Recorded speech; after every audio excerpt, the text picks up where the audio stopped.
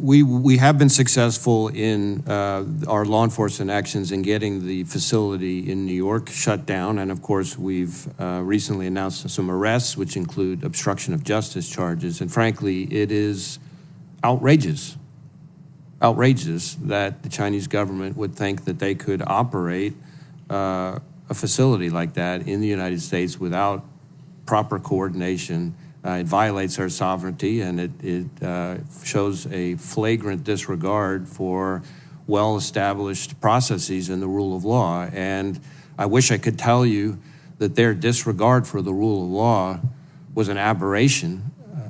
I would say it's a pattern.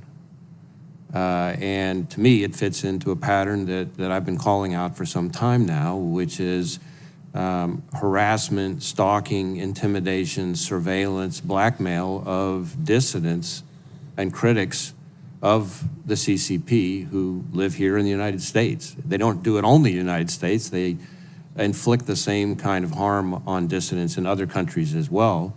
But if they try to use stations like the one in New York to conduct that kind of activity, they're going to keep encountering the FBI.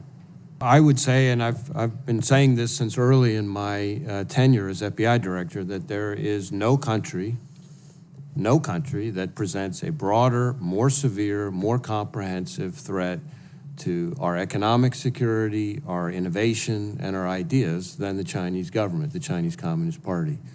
And that threat is massive in scale and complicated in the different targets, tools, techniques, and agendas that they have, all of which are ultimately designed to advance the Chinese government at our expense. And it includes everything from cyber, where they have a bigger hacking program than every other major nation combined, to economic espionage and intellectual property theft from businesses ranging from Fortune 100 companies to small startups in Silicon Valley, to everything from big cities to rural. We've had them stealing seeds in agricultural areas, all the way to malign foreign influence, where they are targeting both officials that they're trying to influence and shape in a more pro-Chinese government, Chinese Communist Party direction, but also